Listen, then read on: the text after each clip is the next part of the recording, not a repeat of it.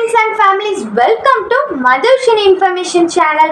Madhushini Information Channel நாம இன்னைக்கு எந்த வீடியோ பத்தி பார்க்க போறோம் அப்படினா வீதியின் நாயகன் அப்படினு சொல்லப்படக்கூடிய நியூட்டனை பத்தி தான் நாம இன்னைக்கு பார்க்க போறோம். நியூட்டன் அப்படின்னு சொன்ன உடனே உங்களுக்கு எல்லாமே வர ஞாபகம் தான் ஆப்பிள்.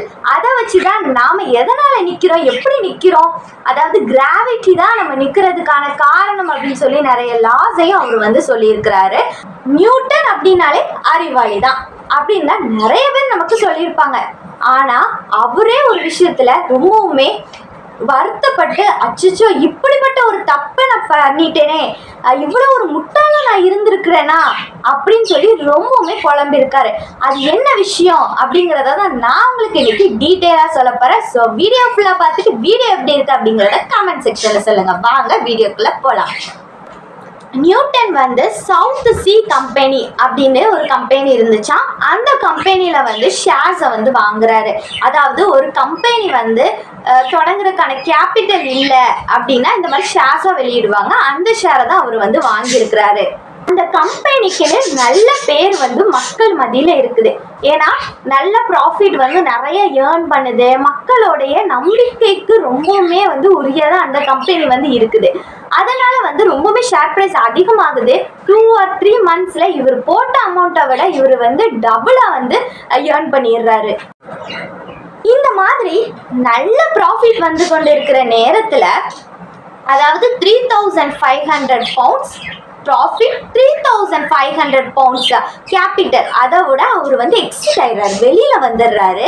அந்த ஷேர்ஸ் எல்லாம் வித்துடுறாரு. 7000 poundsோட இப்போ அவர் வெளில வந்துடுறாரு. இதை விட அவர் விட்டுருக்கணும்.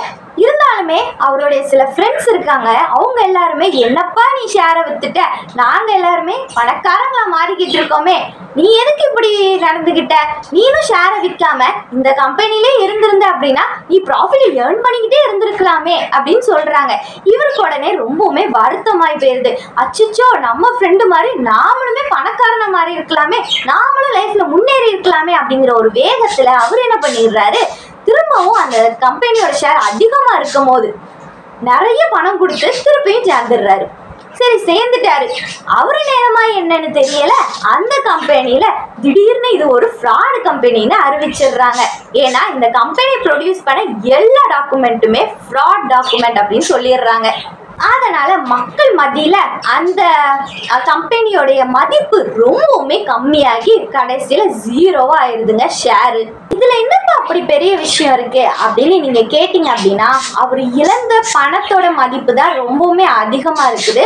அதாவது 20,000 pounds அவர் இழந்திருக்காரு. 20,000 pounds அப்படிங்கிறது ஒரு 8 மிடில் கிளாஸ் ஃபேமிலி அவங்களுடைய வாழ்க்கையை வாழ்றதுக்கு 200 pounds தேவைப்படும். ஓகேவா, ஒரு வருஷத்துக்கு.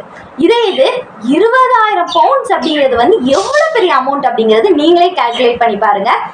ஒரு ஸ்டாருடைய மூமெண்ட்டை கரெக்டாக கால்குலேட் பண்ண தெரிஞ்ச நியூட்டனுக்கு ஒரு மனுஷனுடைய பைத்தியக்காரத்தனத்தை கால்குலேட் பண்ண முடியலை. அதனால நியூட்டன் ஒரு தியரியவே சொல்லியிருக்கிறாரு. என்ன அப்படின்னா, when the movement is more then we can earn loss, when the movement is low we can earn profit. அர்த்தம் என்ன அப்படின்னு நீங்க பார்த்தீங்கன்னா, நம்ம ஒரு ஆக்டிவிட்டீஸ் நிறைய இருந்துச்சு அப்படின்னா இதில் நம்ம லாஸ் ஆயிடுவோம் அப்படிங்கிறது அர்த்தம். ஏன்னா அவர் அப்படிதான் லாஸ் ஆயிருக்காரு. அவர் சும்மா இல்லாமல் ஷேர் வாங்குறதும் விற்கிறதும் வாங்குறதும் விற்கிறதுமா இருந்தனால அவர் லாஸ் ஆயிடுச்சு அவரோட பணம்லாம். அதைத்தான் அவரும் தியரியில் சொல்லியிருக்கிறாரு. மூமெண்ட் லெஸ்ஸாக இருக்கும் போது எப்படி இருக்குமா, ப்ராஃபிட்டை ஏர்ன் பண்ணலாம் அப்படிங்கிறத சொல்லியிருக்கிறாரு. இன்னொரு விஷயம் என்ன அப்படின்னா, நீங்கள் இன்வெஸ்ட் பண்ணுறீங்க, ஷேர்ஸ் வாங்கி அந்த மாதிரி இன்வெஸ்ட் பண்ணணும்னு நினைக்கிறீங்க அப்படின்னா கண்டிப்பாக எமோஷ்னலாக டிசிஷன்ஸ் எடுக்கவே எடுக்காதீங்க. திங்க் பண்ணி டிசிஷன்ஸை எடுங்க. ஏன்னா ஃபியூச்சர்ஸை நீங்கள் திங்க் பண்ணியே ஆகணும். இப்போ இருக்கிற கம்பெனி ஃபியூச்சரில் எப்படி இருக்கும் அப்படிங்கிறத நீங்கள் கால்குலேட் பண்ணி மட்டும்தான் நீங்கள் டிசிஷன் எடுக்கணும். எப்போவுமே எமோஷ்னலாக டிசிஷன் எடுக்கவே எடுக்காதீங்க. இந்த வீடியோ மூலிமா நாம தெரிஞ்சுக்கிட்ட தெரிஞ்சுக்க வேண்டிய விஷயம் என்ன அப்படின்னு பார்த்தீங்கன்னா, ஒரு மனுஷன் எல்லா இடத்துலையுமே வந்து பெஸ்ட்டாக இருக்க முடியாது. சில இடத்துல கொஞ்சம் ஒஸ்ட்டாகவும் இருப்போம். பட் நம்மளோட கோலை வந்து நம்ம அச்சீவ் பண்ணுறதுல பெஸ்ட்டாக இருந்தால் நமக்கு அதுவே போதும். ஸோ வந்து யாருமே வந்து டீமோட்டிவேட் ஆகாமல் மோட்டிவேட்டாக இருங்க. இந்த வீடியோ உங்களுக்கு பிடிச்சிருந்துச்சு அப்படின்னா மறக்காமல் நம்மளோட கமெண்ட் செக்ஷனில் வந்து சொல்லுங்கள். ஓகேவா? வேறு எந்த மாதிரி வீடியோஸ் பண்ணலாம் அப்படிங்கிறதையும் கமெண்ட் செக்ஷனில் சொல்லுங்கள். Thank you so much. பாய்.